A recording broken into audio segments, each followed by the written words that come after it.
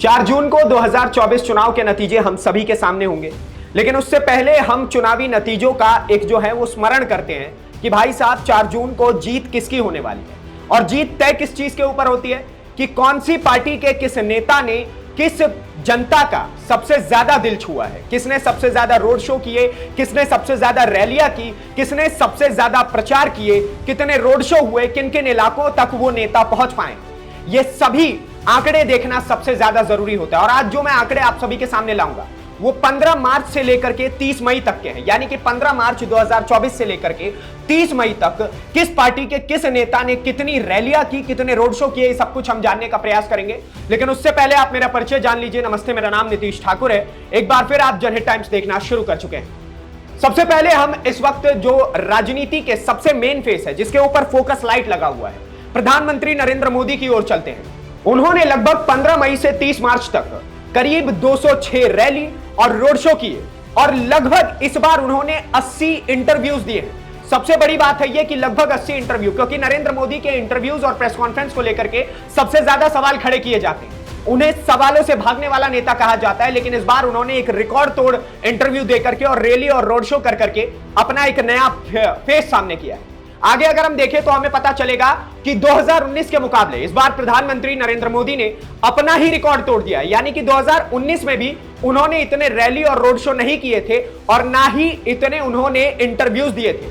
उन्होंने अपने सबसे बड़े प्रतिद्वंदी राहुल गांधी को कई हद तक पीछे छोड़ दिया है, जिसे देख करके आपके और हमारे होश उड़ जाएंगे।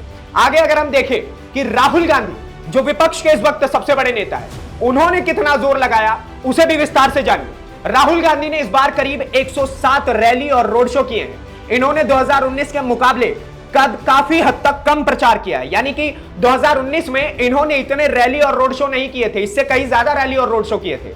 यानी कि राहुल गांधी ने अपने कई ज्यादा दमखम 2019 के चुनाव में दिखाया था, लेकिन इस बार उन्होंने बहुत कम दिखाया है। लगभग अगर हम देखें डेटा के मुकाबले तो हमें पता चलता है कि नरेंद्र मोदी से बिल्कुल आधा 107 रैलियां की है उन्होंने, जिसे देख करके आपके और हमारे होश उड़ जाएंगे। इसके अलावा इस वक्त अगर हम विपक्ष में देखें तो दूसरे सबसे बड़े नाम मल्लिकार्जुन खड़गे का आता है, प्रियंका गांधी वाड्रा का आता है, और इस वक्त अगर हम पक्ष में देखें तो जेपी नड्डा और अमित शाह का भी नाम आता है। अगर हम इनके धुआंधार प्रचार की बात करें तो सबसे पहले नजर गृह मंत्री अमित शाह के ऊपर डालते हैं। उन्होंने अपनी पार्टी के लिए लगभग 188 रैली और रोड शो किए हैं। राहुल गांधी जो मेन फेस है उससे ज्यादा तो इनके साइड फेस ने रैली और रोड शो किए। राहुल गांधी ने 107 किए, वही अगर हम अमित शाह की ओर देखें तो 188 रोड शो किए इन्होंने और 100 से ज्यादा, लगभग 100 से ज्यादा इंटरव्यू उन्होंने दिए।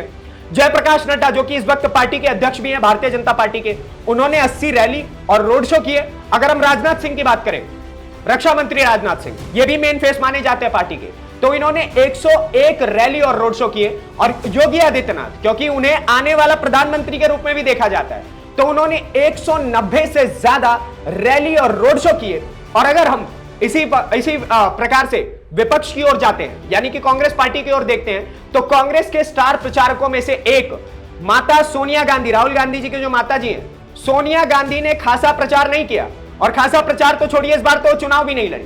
इस बार उन्होंने केवल 2 जनसभाओं में हिस्सा लिया, यानी कि मतलब अगर हम भारतीय जनता पार्टी की तौर से देखें तो बिल्कुल ही आधा होता है। और प्रियंका गांधी, यानी कि राहुल गांधी की जो बहन है, वो भी पार्टी की एक मेन फेस की ओर देखी जाती है, तो उन्होंने अपने भाई से बस एक ज्यादा और रैली की है, यानी कि 108 रैलियां और रोड शो किए। और अगर हम प्रियंका गांधी के इंटरव्यूज की बात करें तो उन्होंने बस 6 इंटरव्यूज दिए, मतलब बस 6 इंटरव्यूज देकर के उन्होंने अपने आप को पार्टी से पलड़ा झाड़ लिया और उन्होंने बता दिया कि हम इस बार जीत करके दिखाएंगे।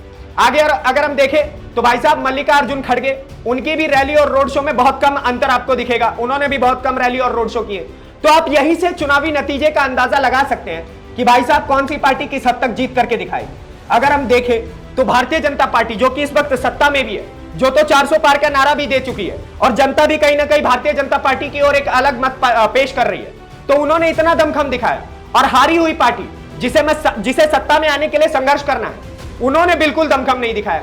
अगर हम राहुल गांधी की स्ट्राइक रेट की बात करें तो 15% का स्ट्राइक रेट है उनका, यानी कि अगर वो 100 सीटों पर रैली करते हैं तो केवल 15 सीट जीत के आ पाते हैं। और वही अगर हम प्रधानमंत्री नरेंद्र मोदी की स्ट्राइक रेट की बात करें तो अगर वो 100 रैलियां करते हैं तो 75% यानी कि 75% का स्ट्राइक रेट है उनका। यानी कि अगर 100 सीटों पे वो रैलियां करते हैं तो 75 सीटें जीत करके लाते हैं। तो यहीं से एक बड़ा अंतर हमें देखने को मिल जाता है। बाकी आपके हिस्से की राय क्या है कि 400 पार का नारा इस वक्त पूरा हो पाएगा कि नहीं?